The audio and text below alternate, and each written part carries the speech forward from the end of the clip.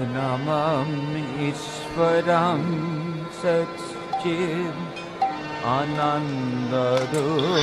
Olá a todos, sejam bem-vindos ao nosso canal Instituto Gaudiya de Educação, pertencente a ISKCON. Meu nome é Mahakrishnanam e, como sempre, no canal nós viemos trazer comparações entre o pensamento, a filosofia ocidental e a sabedoria Gaudiya Vaishnava, ou a sabedoria do hinduísmo proveniente dos Vedas.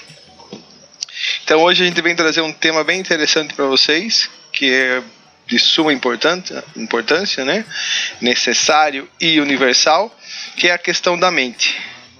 Não a mente na perspectiva da psicologia corrente, né? Jungiana, freudiana, lacaniana, mas mais voltada para a filosofia da mente, que é a nossa área. E o que os Vedas vão falar sobre essa danada da mente, né? Então a gente vai fazer uma comparação sobre a mente no pensamento ocidental e nos Vedas. Vamos lá?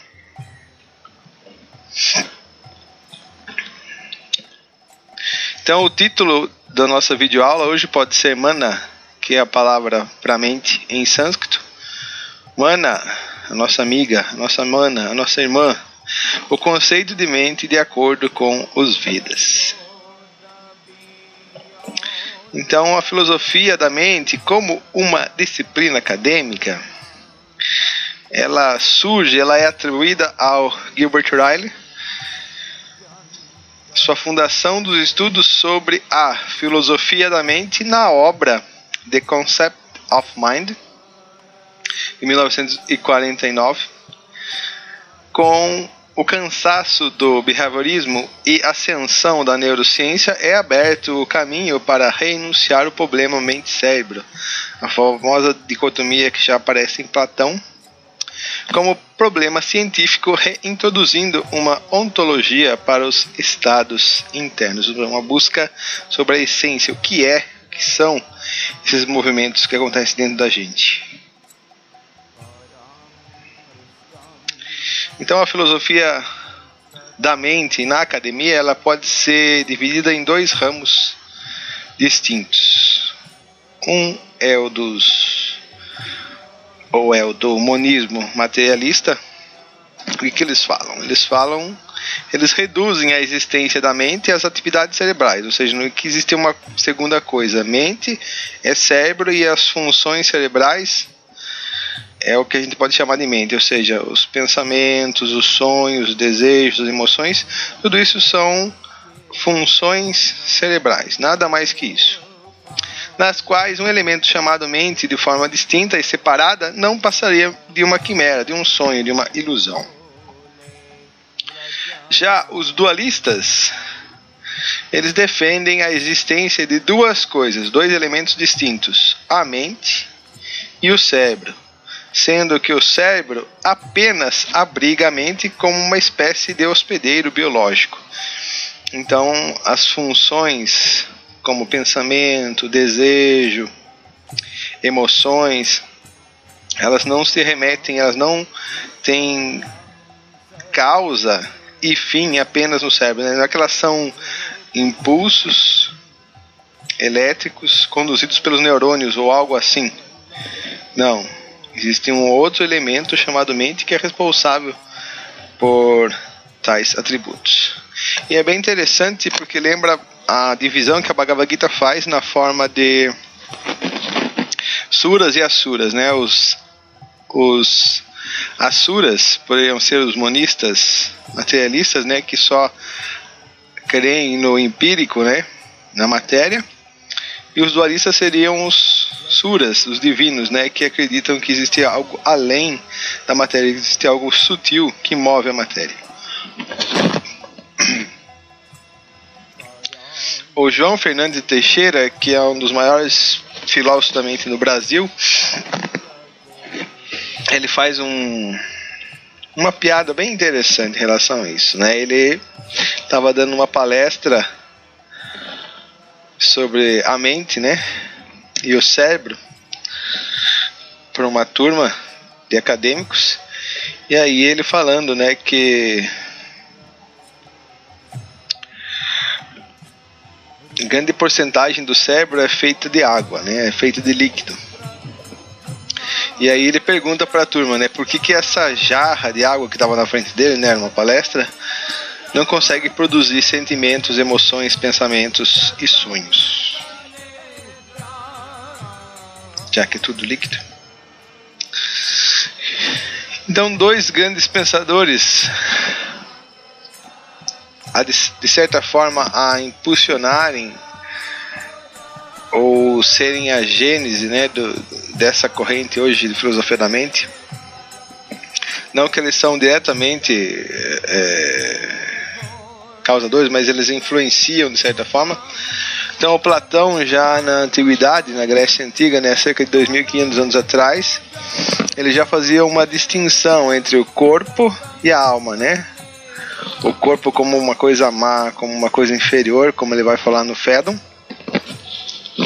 e a alma, ou a psique, como sendo o eu. A grande questão é que no Platão não é muito bem definido a diferença entre a alma espiritual, a Divatma, o eu, e a mente humana.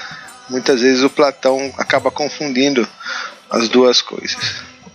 E o Descartes também, já na modernidade, né, outro paradigma filosófico, outro paradigma do pensamento humano no Ocidente.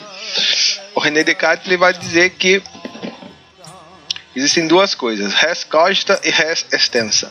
Res extensa é tudo que é material, tudo que é externo, né, tudo que é extensão. Já o res cogita é aquilo que cogita, né, o pensamento, a capacidade de pensar do indivíduo, né, que isso é uma coisa interna. Esses movimentos são internos. Então o Descartes já faz uma dicotomia, né, um corte entre o corpo e o corpo grosseiro, né, res extensa, e as funções sutis internas, né, res cogita. Outro pensador que vale a pena salientar também é o Immanuel Kant, o alemão do século XVIII, nosso vizinho aqui de Zurique. Então, o Kant vai dizer, basicamente, ele vai inverter o questionamento, né? Ele não vai tentar entender o que é objeto, ele vai tentar entender o que eu posso compreender. Ou seja, a partir do momento que você faz essa questão, o que eu posso conhecer, você vai estar voltando o foco da sua pesquisa para dentro de si mesmo, né? O que o ser humano pode conhecer, pode aprender, pode capturar. Então, Immanuel Kant, especialmente ele, é um dos que mais vai desembocar nessa corrente da filosofia da mente, né? Que basicamente é um estudo do que o homem pode aprender, o que o homem pode conhecer, como ele sente, etc. Como funciona isso no ser humano. E no contexto védico, como é vista essa questão da mente, hein, meu filho? Sim, nós estamos curiosos para saber. Então, a filosofia Sankhya é o departamento dentro dos Vedas que estuda essas questões filosóficas, né? A divisão, a própria Sankhya ela tem essa dicotomia, né? Corpo e alma, ou corpo e mente, porque a filosofia Sankhya basicamente ela trabalha com a divisão, ou uma divisão chamada Purusha, que é o eu, que é a pessoa, que é a alma suprema ou a alma individual, e Prakriti são os elementos materiais. Então, a filosofia Sankhya ela estuda esses elementos, né, os elementos que compõem a matéria e o elemento que compõe o Purusha, o que seria a alma espiritual. Então, o Prabhupada está falando sobre Sankhya. Aqui abre citação. A filosofia Sankhya simplesmente analisa o mundo material em seus vários elementos. Neste sentido, ela é justamente como a pesquisa científica moderna. Sim, porque a pesquisa científica, ela busca o que? Ela busca uma análise rigorosa, criteriosa sobre o mundo. Ou seja, ela distingue do senso comum, da opinião, do achismo. Da mesma forma, A filosofia Sankhya também, ela os Vedas em si são uma opinião profunda, né? A opinião dos Munis, dos sábios, dos rishis, sobre as coisas do mundo. Sankhya significa contar, elencar, enumerar, ou seja, dividir pormenorizadamente algo e contá-lo, né? Igual mais ou menos o fundamento do método cartesiano, né? Teoria do método. Lembrando que Sankhya, segundo o dicionário Nirukti, significa referir-se a um assunto em minúcias, e Sankhya diz respeito àquela filosofia que descreve a verdadeira natureza da alma. Ou seja, a partir do momento que você disseca Purusha e Prakriti, você entende que o Purusha é o mais importante e se foca nele.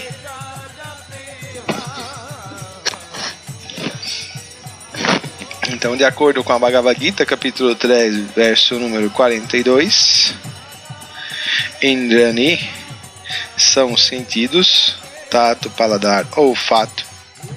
Acima de Indrani, acima dos sentidos, nós temos a mente, mana, e acima da mente nós temos Buddhi, a inteligência. Acima dessa inteligência nós temos o Ahankara, né, o falso ego. E acima desse Ahankara, desse falso ego, nós temos a alma, a Jivatma, a alma espiritual, ou o verdadeiro eu. A dicotomia do corpo material. Então nós temos o corpo material dividido em duas partes, grosseiro e sutil. Então o corpo grosseiro, ele é formado por Bhumir, Apo, Nalo, Vayu, Kam, Mano, Buddhi, Evacha. Terra, água, fogo, ar e éter são os 5 elementos grosseiros conhecidos como Mahabhuta, os 5 densos.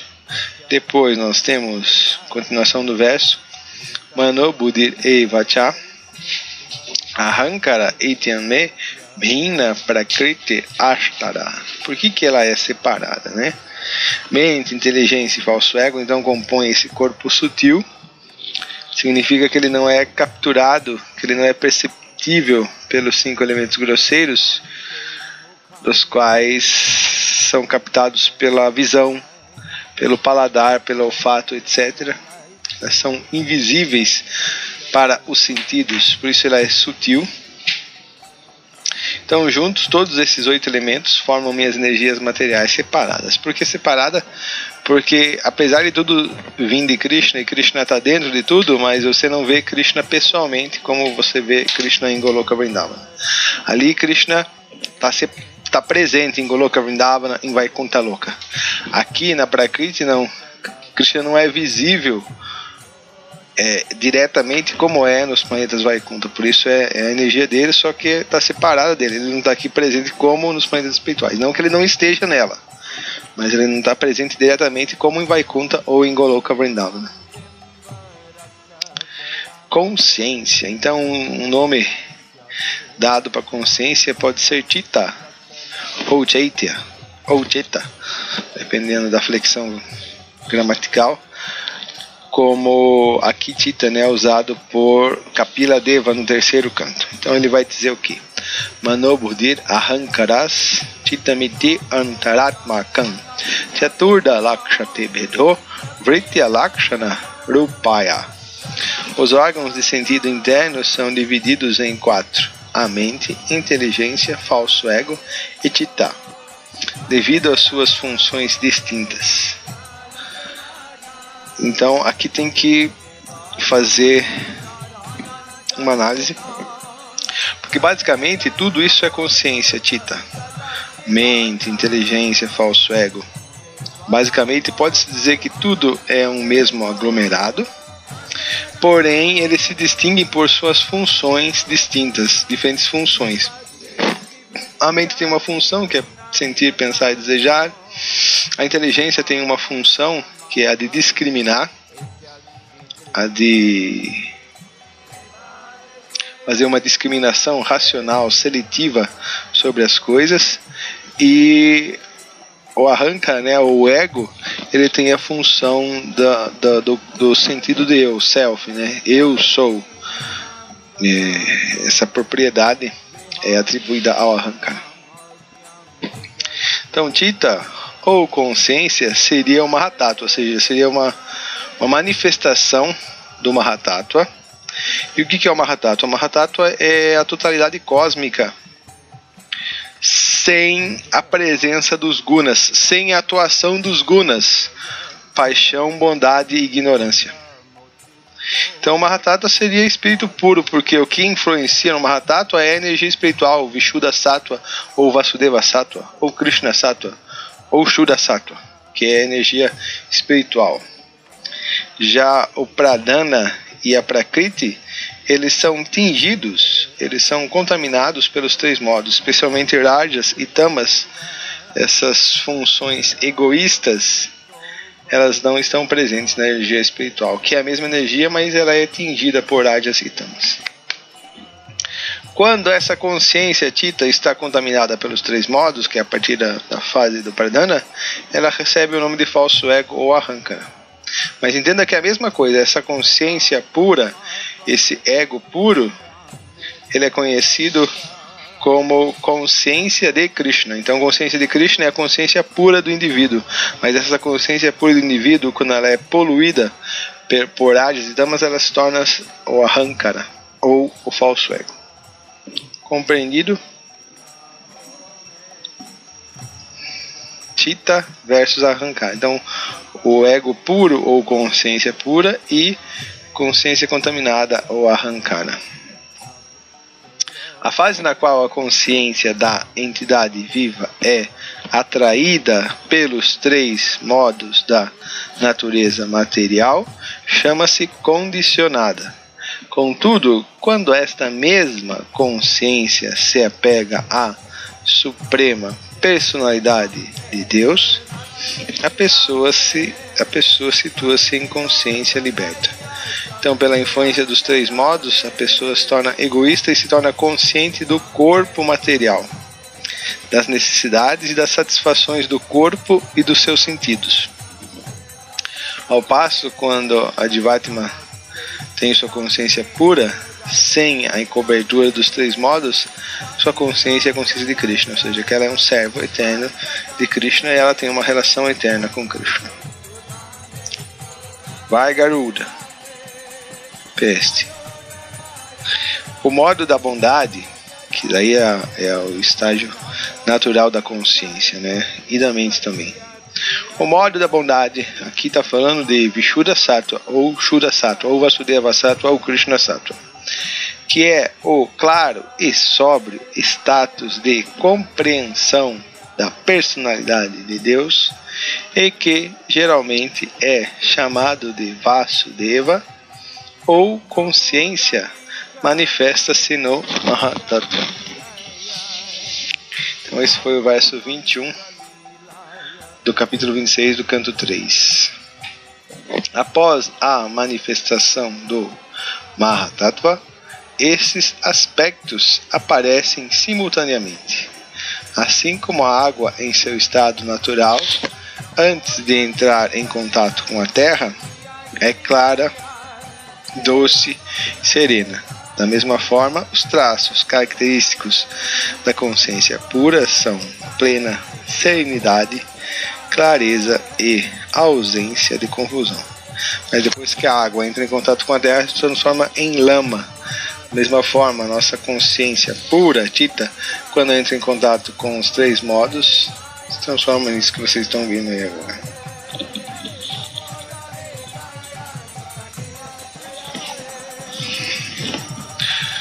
O desdobramento da mente. Tá, da onde vem então a mente? Então, o ego material surge do Mahatattva, que desenvolveu da própria energia do Senhor. Ou seja, assim como o tempo que a gente viu em uma aula anterior é uma energia divina, ele é divino, a consciência também é produto de uma energia divina, né? A consciência é a manifestação do Mahatattva. O ego material é dotado predominante com três espécies de poder: ativo, o bom que é Sattva, o apaixonado, Rajas e o ignorante. Na verdade, Kapiladeva está usando outros nomes, eu vou mostrar isso para vocês abaixo. Aqui é a tradução literal de Prabhupada. É a partir dessas 3 espécies de ego material que é nossa amiga, que se desenvolve a mente, os sentidos de percepção, os órgãos de ação e os elementos grosseiros. Daí vem tudo, né? Beleza. Então, Kapiladeva vai traduzir como esse mesmo verso da seguinte maneira, né? Da transformação do Mahatattva, induzido pelo poder do Senhor, Ahankara, juntamente com Jnana, Kriya e Dravya Shaktis, aparecem em 3 formas. Então essas energias, Jnana, Kriya e Dravya, são energias de criação, conhecimento, e aí elas aparecem em 3 formas, né? Vaikarika, que seria a bondade, né, que o Prabhupada falou acima, Taijasa, que seria Rajasica ou apaixonada, e Tamas, que seria Tamasica. De que a mente, os sentidos e os 5 elementos grosseiros aparecem. Ou seja, uma das características de Sankhya é que ela vai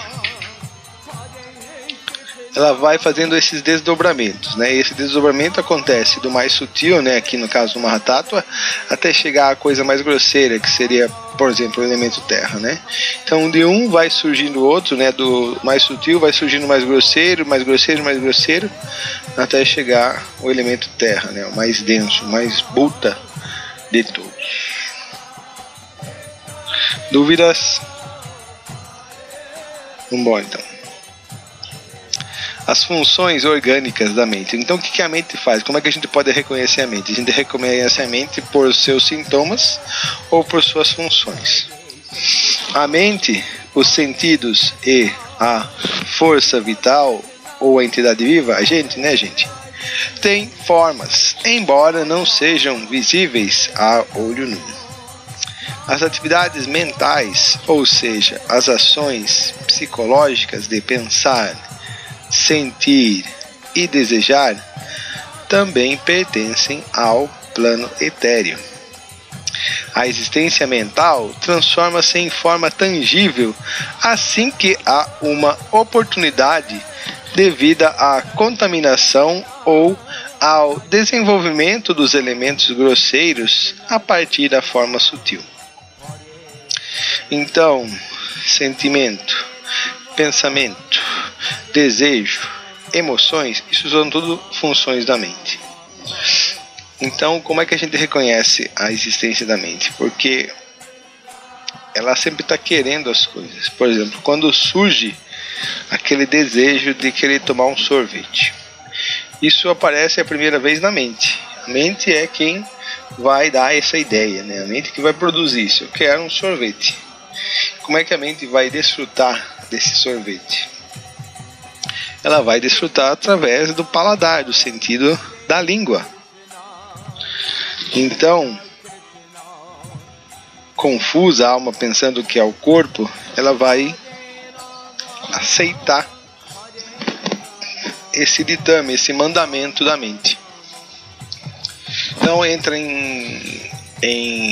na sequência entra a função da inteligência. A inteligência vai falar o quê? Como é que você vai conseguir esse sorvete, meu filho? Então, para você conseguir esse sorvete, você tem que ir até a carteira, ou melhor, ir até o seu quarto lá, pegar no armário a carteira, pegar o dinheiro e ir até o bar comprar o sorvete, até a lanchonete, até a sorveteria, comprar lá na Easy Ice, comprar o sorvete. Então, essa é a função da inteligência, né? Discriminar, ela dá o timbre, né? O selo de qualidade. Isso é bom, isso não é bom.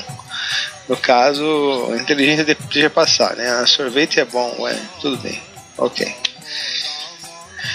Então, depois que a inteligência deliberou, você vai até a sorveteria, até a Easy Ice, comprar o sorvete.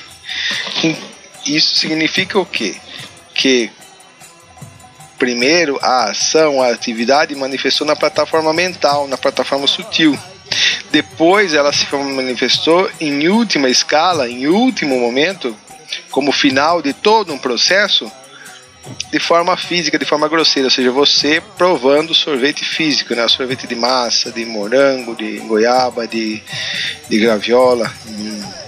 Quem não tem sorvete de graviola?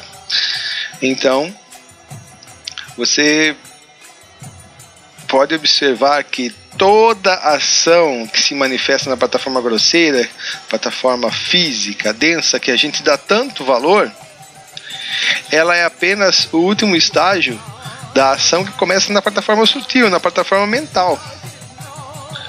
Por isso a plataforma mental, do desejo, da vontade, é muito mais importante, porque ela que vai comandar a plataforma física, né? Ela que vai ordenar, ela que vai conduzir até o grosseiro. O grosseiro é apenas a manifestação do sutil. Então, para vocês terem dimensão de como a plataforma mental, a plataforma dos desejos, dos pensamentos, das vontades é tão importante em nossas vidas, na vida coletiva também. E tudo isso vem da mente.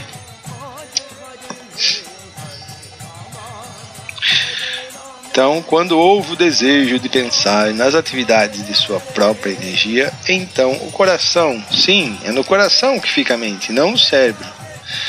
A sede da mente, a lua, a determinação e todos os desejos tornaram-se manifestos. Então isso está no Srimad Bhagavatam, canto 2, capítulo 10, verso número 30. Entende-se que pelo fato de a alma e da super-alma estarem localizadas, ou seja, os chefões, né, os principais, estarem localizadas juntas no coração, as outras coberturas sutis, como mente, inteligência e ego, estão todas ali no coração. É lógico que elas não são o coração, ou seja, será que se eu fizer um transplante de coração, eu vou passar para outro corpo? Não, meu filho. O coração é apenas o assento do corpo sutil e da alma. Ela não é a alma. Assim como a cadeira. Se você está sentado numa cadeira, aí você troca a cadeira, você muda, meu filho? Não. Da mesma forma é a alma. Se você fizer transplante de coração, não vai mudar. Não se preocupe, não. A partir do falso ego em bondade, ocorre outra transformação. A partir daí desenvolve-se a mente, cujos pensamentos e reflexos dão surgimento ao desejo. Então, do falso ego em bondade, surge a mente. Pô, mas eu sempre pensei que a mente surgisse do modo da paixão. E sabe o que é pior? O pior é que a inteligência vai surgir da transformação do falso ego em paixão. Ah, mas como é isso? Se a mente é inferior? A mente é inferior, mas ela arrasta às vezes a inteligência, né? Krishna falou, arrasta que nem um barco que não está bem amarrado, né? O vento vem e leva embora. Então a grande questão é a seguinte: qual é a função da mente? A função da mente é pensar na suprema personalidade de Deus. Então, essa função é a função da alma, é a função original. Por isso, a atividade primordial da mente não é pensar na prakriti, pensar nas coisas materiais. É pensar em Deus.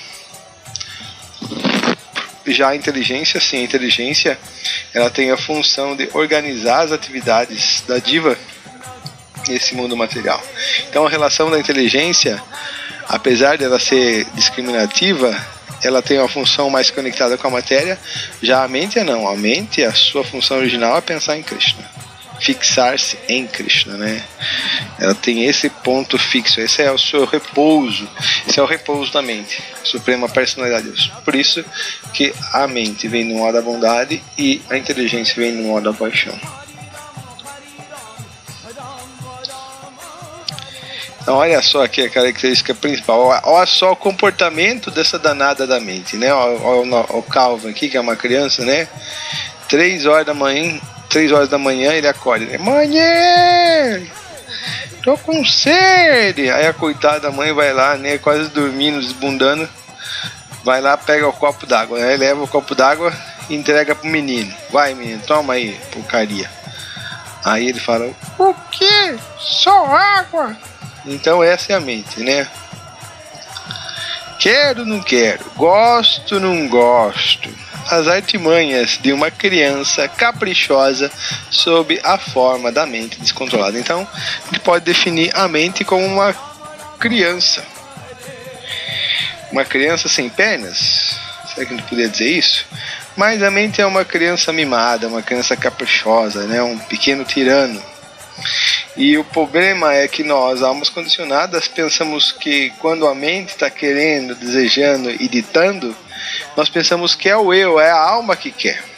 Não. Quando os desejos, as vontades, as aspirações são relacionados ao corpo e à matéria, isso tudo é função da mente contaminada. Então qual seria a função da mente pura ou da consciência pura? Pensar em Krishna. Vivera Swarupa Hai Krishnera Nityadasa. A função da mente é sempre pensar em Krishna, ser serva de Krishna. A mente é uma serva de Krishna. Porém, a mente, a consciência poluída pelos 3 modos da natureza material se tornam servas do corpo e dos sentidos. Servas da Prakriti, energia material. A consequência disso é que a Jivatma, por estar dentro de tudo isso daí, desse pacote, né, chamado corpo, mente e sentidos, ela sofre também. Da mesma forma que alguém, se ele está dentro do carro e andando com o seu carro, né, ele não é o carro, certo? Ou você acha que você é o seu carro? Alguns devem pensar que sim, que eu sou esse carro incrível, né, esse carro novo que eu cuido, pulo tanto. Porém, se esse carro tiver a 120 km por hora, apesar de você não ser esse carro, e o carro bater, sofrer um acidente automobilístico, será que você sofre esse acidente? Sim. Da mesma forma, a gente está dentro do corpo, identificado com o corpo sutil, as misérias que acontecem com o corpo, frio, calor, arranhão, corte, quebra de braço, dor de barriga, dor de dente, tudo isso a alma também, de certa forma, sente. Não que a alma passe por isso, mas devido à ilusão, Mahamaya, a gente pensa que está acontecendo com isso com a gente e a gente tem que sofrer todas essas misérias aí, acompanhado desse corpício aqui. Então a mente é igual uma criança. E o que acontece com a criança? Se você mima ela, se você faz tudo o que ela quer, ela fica forte, fica arrogante, fica muito chata a criança. Porém, se você infringe regras, regulações com amor e carinho para a criança, o que acontece? A criança vai se tornar uma grande personalidade, um grande ser humano. Da mesma forma é a mente. Se você satisfaz todos os desejos da mente, isso degrada-nos, isso degrada a alma. Porque a tendência da mente ela querer mais e mais e mais e mais e mais. Porém, se através de regras, regulações, principalmente a austeridade, você vai dobrando a mente acaba se tornando uma grande aliada da alma e busca a autorrealização. Mas o ponto é que a melhor maneira para se controlar a mente é através de amor, de Bhakti. Ele vai falar isso mais à frente. Os sintomas da mente são determinação e rejeição. Gosto, não gosto, quero, não quero. Isso tá muito difícil fazer, isso é muito ruim, não quero não. Isso é legal, isso é da hora, hein? Poxa, isso daí é gostoso, hein? Eu quero isso daí sim. Então essa é a mente falando, gente. Então os sintomas são determinação e rejeição, que se devem a diferentes espécies de desejos. Desejamos aquilo que é favorável ao gozo de nossos sentidos materiais e rejeitamos aquilo que não é favorável ao gozo dos sentidos. Raga doesha vimuktastu. Krishna fala isso no verso 64 do capítulo 2 da Bhagavad Gita. A mente material não é fixa. Ela, pelo contrário, é chanchala. Ela tá aqui, ali, em cima do telhado, embaixo da casa, ela tá em todo lugar. Onde tem felicidade, prazer, gozo, a mente vai estar. Mas a mesmíssima mente pode fixar-se. Uau! Tanto que yoga é isso, né? Mente fixa. Yoga Virukta Krodha. Não, desculpa, não é esse o verso do Patanjali. Caso contrário, enquanto a mente esteja na plataforma material, ela fica oscilante. Sim, fundo do poço, alto da montanha, embaixo da casa, acima do telhado, lá na esquina, e assim vai. E toda a sua aceitação e rejeição é a sati temporária. não sai da matéria, né? Então aqui, revisando, aqui Kapiladeva falando o modo da bondade, que é o claro e sóbrio status de compreensão da personalidade de Deus e que geralmente é chamado de Vasudeva ou consciência, manifesta-se no Mahatattva. Após a manifestação do Mahatattva, esses aspectos aparecem simultaneamente. Assim como a água em seu estado natural, antes de entrar em contato com a terra, é clara, doce e serena. Da mesma forma, os traços característicos da consciência pura são plena serenidade, clareza e ausência de confusão. Então essa seria a mente, um lago plácido, claro, límpido, transparente. Se o lago é transparente, a gente vai enxergar ele, o que a gente vê a nossa verdadeira imagem. A gente vê a nossa imagem. Da mesma forma, quando a mente está clara, límpida, pura, sem as oscilações, sem as turbulências dos modos materiais, a gente consegue ver nós mesmos. Diga-me quem tu és, né?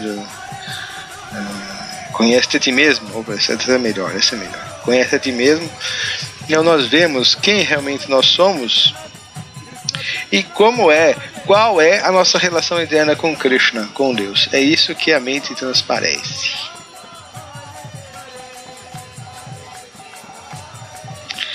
A atividade superior da mente. Então, para que a mente é feita, gente? Para pensar nos pés de lótus de Radha Madhava. Isso mesmo.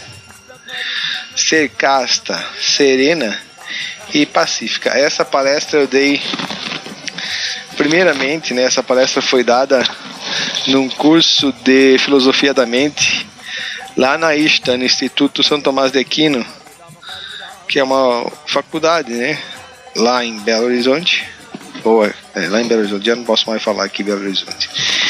Então eu fui levar esses slides, é lógico que agora dei uma incrementada, mas eu fui apresentar para os graduados ou graduandos em filosofia da ISTA, né? E era uma mesa redonda, né? Eu ia defender o pensamento religioso e havia um freudiano que ia defender o pensamento materialista. Deu tudo certo no final. Eu me lembro que eles colocaram, né, em jarros, né, em vidros, cérebros de porco, né? Porque a imbecil da filosofia da mente hoje em dia, grande parte, acha que cérebro e mente é a mesma coisa, né? Tudo é fruto da produção cerebral, né? Então aí tem um monte de cérebro de porco espalhados pela sala, né? Eu não entendia nada daquilo, né? Os monges, os freis franciscanos fazendo aquilo.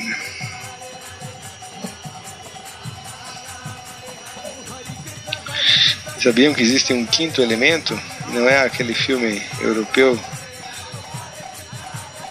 Esse quinto elemento é o éter. Opa, também não é esse éter aqui também que você está vendo aqui, não. Ah, sim. Isso é melhor. Então a mente, os sentidos e a força vital, ou a entidade viva, nós, tem formas, né? A gente tem formas, sim. Embora não sejam visíveis a olho nu. Vou colocar uma roupa no olho. A forma retém sua existência sutil no céu. Outro nome para Kam ou éter é céu, que é onde fica a maior parte, né, do éter, apesar do éter estar em tudo, né? Sendo percebida internamente como as veias dentro do corpo e a circulação do ar vital.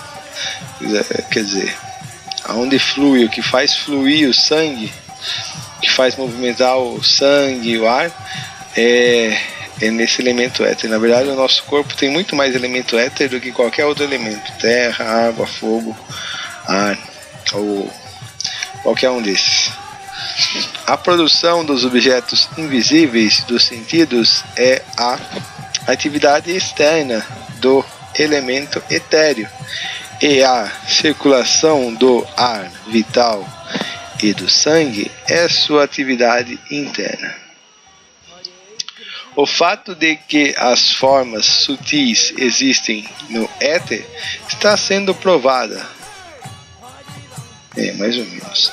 Está sendo utilizada pela ciência moderna por intermédio da transmissão da televisão, através da qual as formas ou fotografias de um lugar são transmitidas para outro lugar pela ação do elemento etéreo. Explica-se isto muito bem aqui. Este verso é a base potencial de grandes investigações científicas, pois explica como formas sutis são geradas a partir do elemento etéreo. Quais são suas características e ações, e como os elementos tangíveis, a saber, ar, fogo, água e terra, manifestam-se da forma sutil.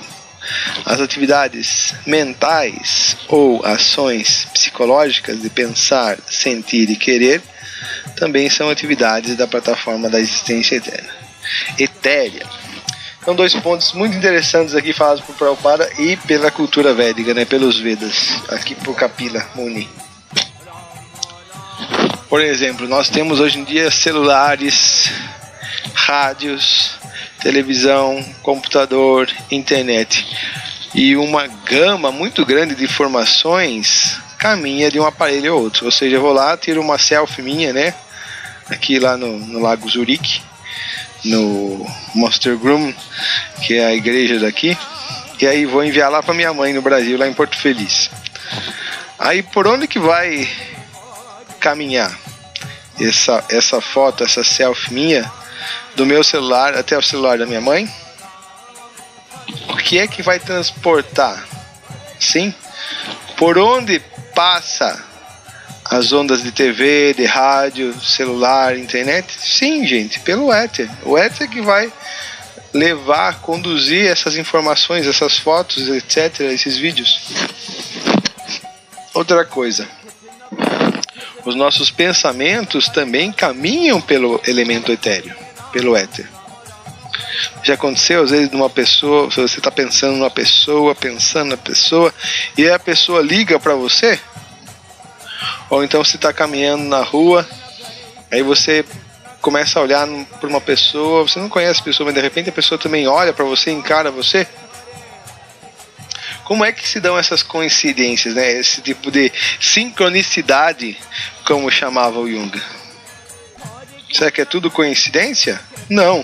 Na verdade, as nossas mentes, elas estão em contato. E por onde esses pensamentos, essas emoções caminham de uma mente para outra, tanto na plataforma individual quanto coletiva, é no elemento éter. Não vejo, né? Assim como esses computadores estão conectados, agrupados pelo elemento etéreo, se conduzem as suas informações pelo éter, da mesma forma nossas emoções, nossos pensamentos também caminham pelo éter, gente. Ok, dúvidas? Não vou responder. Então aqui, como eu estava na Insta, né, provavelmente eu coloquei essa imagem lá, né? Parece Deus bíblico. Que chato. Então o estágio liberado, aqui já é outro tema. Já deletem isso, ou melhor, guardem no arquivo. Agora vamos ver outra coisa.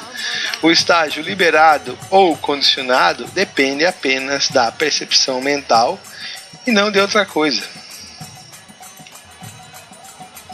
A fase na qual a consciência da entidade viva é atraída pelos 3 modos da natureza material chama-se vida condicional. Ou seja, não é que você precisa ir para um lugar específico para estar liberado ou não.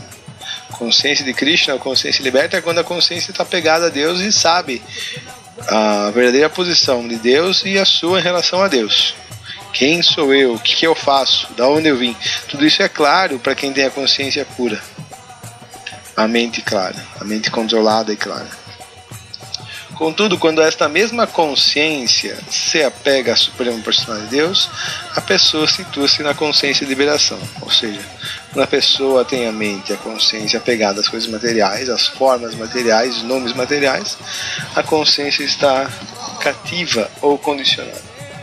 Quando alguém se livra inteiramente das impurezas de luxúria e cobiça, por coisas materiais, claro, produzidas pela falsa identificação do corpo como eu sou João, eu sou Maria, eu sou homem, sou mulher, sou homossexual, sou heterossexual, sou essa porcaria, outra porcaria. Tudo isso significa consciência contaminada, consciência corpórea, consciência material. E das posses do corpo como minhas, ou seja, as intenções do corpo, quando ela se livra de tudo isso, então sua mente se purifica.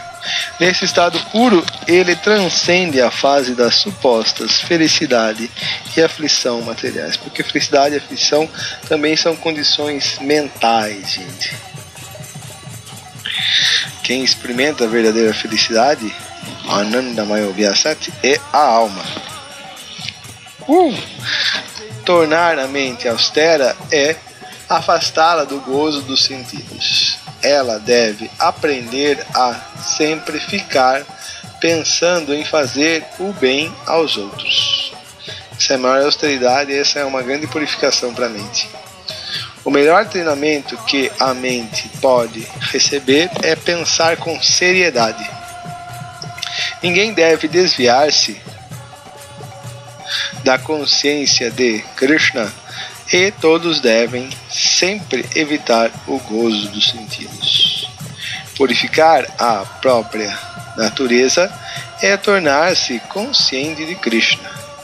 Só se pode obter satisfação da mente afastando dela os pensamentos que produzem gozo dos sentidos material. Quanto mais pensamos no prazer dos sentidos, mais insatisfeita fica a mente. Na era atual, oferecemos à mente muitos processos supérfluos de gozo dos sentidos e, assim, não há possibilidade de a mente ficar satisfeita. Tá bom, gente? Vida moderna, vida civilizada, né? A vida do homem no século XX, né, com todas essas facilidades, toda a tecnologia só veio para incrementar o gozo dos sentidos da mente e é lógico deixar o homem mais flácido, mais fraco e a mente mais descontrolada, mais apegada aos objetos materiais, tornando a alma, mais encoberta e mais confusa. O melhor procedimento é direcionar a mente. Agora ele vai dar uma atitude, uma resposta, uma solução extremamente positiva e cabal. O melhor procedimento é direcionar a mente para a literatura védica, que está cheia de histórias aprazíveis como os Puranas, o Bhagavad Purana, o Srimad Bhagavatam e o Mahabharata, que são as histórias sobre Krishna, sobre a suprema personalidade de Deus. A mente tem a função de pensar em Krishna. Quando a mente pensa em Krishna, a consciência está pegada a Krishna, ela é pura. Quando a mente é pegada ao corpo e seus sentidos e prazeres, ela está enganada. Então, yoga como processo para se controlar a mente. Então, toda tentativa de colocar a mente nessa linha reta, pensar em Krishna, é conhecido como yoga, ou como verdadeira yoga, porque isso vai levar a alma à autorrealização, né? Para aquele que conquistou a mente é o melhor dos amigos, porque conduz a alma à autorrealização. Mas para quem fracassou neste empreendimento, sua mente continuará sendo seu maior inimigo, porque arrasta a alma para o ciclo de nascimentos e mortes, doença, velhice, pagar conta e tudo mais. A personalidade de Deus respondeu: o sistema de yoga que se relaciona com o Senhor e a alma individual, que se destina ao benefício final da entidade viva e que causa desapego de toda a felicidade e aflição no mundo material, é o sistema de yoga mais elevado. Então aqui nós temos a opinião de Kapiladeva sobre o que é um sistema de yoga, ou seja, o que é o sistema de yoga mais elevado. Hoje em dia existem muitas práticas de yoga, mas yoga perfeita, de acordo com Kapiladeva, de acordo com os Vedas, yoga é um processo que controla a mente e nos leva à autorização aos pés de lótus de Krishna. O processo mais elevado de yoga é o de Bhakti Yoga. Sarvopadi Vinimuktam Tat Paratona Nirmalam Rishikesha Sevanam Bhakti Uchate. Bhakti, o serviço devocional, significa ocupar todos os nossos sentidos, a mente, ao serviço do Senhor, a suprema personalidade de Deus. Tal serviço possui dois efeitos, ou seja, quando você direciona a mente, os sentidos para o prazer de Krishna, a mente se purifica. Então, qual é a função da mente? A função da mente é pensar em Krishna. Assim como um rio desemboca no mar, os sentidos desembocam na suprema personalidade de Deus. E é só e somente só nessa condição que os sentidos e a mente podem ficar satisfeitos. Porque a mente é serva eterna de Krishna. A alma só experimenta prazer, Ananda Maya Abhyasati, quando a mente e os sentidos são direcionados a Krishna. Por quê? Rishikena Rishikesha. Rishika, o senhor dos sentidos, é Krishna. Então quando você coloca os sentidos a serviço de Krishna, tudo fica alinhado, tudo fica perfeito. Assim como o rio desembocando no oceano. Então, quando nós colocamos a mente a serviço de Krishna e alcançamos o prazer tão desejado pela alma, além disso, dois efeitos ocorrem, né? A pessoa se liberta de todas as identificações materiais, todos os upadis. Eu sou homem, eu sou mulher, eu sou negro, eu sou branco, eu sou heterossexual, sou homossexual, sou São Paulino, sou corintiano, sou isso, sou aquilo. Tudo isso cai para o espaço porque não são identificações da alma, são identificações do corpo. Então essa purificação acontece, né? Ela se identifica com ela mesma, como alma espiritual, e outros seus sentidos se purificam misticamente. Porque em Bhakti você está usando os sentidos, mas utilizando para Krishna. Isso significa o quê? Que se você quer comer um alimento saboroso, a mente quer um alimento saboroso, isso iria descontrolar a mente, correto? Um alimento muito saboroso. Mas se você oferece esse alimento para Krishna, esse alimento se torna espiritual, Krishna Prasadam. Então, nesse sentido, a mente e os sentidos, eles se purificam. Tudo que você faz com relação a Krishna, você oferece o sentido da mente para Krishna, tomando Krishna Prasadam, oferecendo a audição para ouvir tópicos sobre Krishna, o nome de Krishna. Você utiliza a visão para ver a forma de Krishna, Radha Madhava, Sr. Jagannatha, Baladeva, Subhadra, Shushigor, Nitai, no templo, Shalagrama Shilas. Então todos os seus sentidos se purificam. Isso é Bhakti. Isso é efeito de Bhakti. Então, o que aconteceria para um yogi, para um gyani, para um muni? Se você utiliza esses sentidos para obter prazer, né, belas formas, belas músicas, saborosas comidas, você está ferrado, né? Seus sentidos vão ficar descontrolados, ávidos por mais e mais e mais e mais e mais. Porém, quando você usa os sentidos para Krishna, ouvindo música com o sentido de Krishna, alimento oferecido a Krishna, vê as formas de Krishna, usa os braços, as pernas, tudo para servir a Krishna, eles se purificam. Enquanto para outros fazer tudo isso ia ser causa, motivo de descontrole, né, de perdição, para o devoto que faz isso para o prazer de Krishna, para a satisfação de Krishna, os sentidos e a mente se purificam. Isso é Bhakti Yoga. Então essa é a função da mente. Assim como esse rio límpido, maravilhoso, cheio de coqueiros tropicais, não vejo mais essa paisagem por aqui hoje em dia, como eles estão indo desembocar no mar, a mente ela tem como função desembocar, desaguar nos pés de lótus do Senhor Krishna. Então, um transplante de cérebro na lila entre Daksha e Shiva, tá vendo? Já tinha esse transplante de cérebro já há muito tempo atrás. De acordo com Prabhupada, a troca da cabeça de Daksha dá a entender que a moderna teoria científica de que a massa cinzenta seja a causa de todo o trabalho inteligente não é válida. Ou seja, o corpo sutil nada tem a ver com o corpo grosseiro, o cérebro. O cérebro é apenas um elemento, né? Por ele perpassa as emoções, os impulsos elétricos da inteligência, etc. Mas ele não é a causa. Ele é um elemento por onde passa. Ele não é a causa, a raiz. A massa cinzenta de Daksha e a de um bode são diferentes. Da mesma forma, se a gente trocar o coração num transplante, a gente vai continuar sendo a mesma pessoa. Mesma coisa. Mas Daksha ainda assim agia como ele mesmo, muito embora sua cabeça fosse substituída pela de um bode. A conclusão é que é a consciência específica de uma alma individual que age, nosso corpo sutil. A massa cinzenta é apenas um instrumento por onde perpassa, que nada tem a ver com a verdadeira inteligência. As verdadeiras inteligência, mente e consciência fazem parte da alma individual em particular. Então significa que a alma, ela tem consciência. A consciência é o sintoma da alma.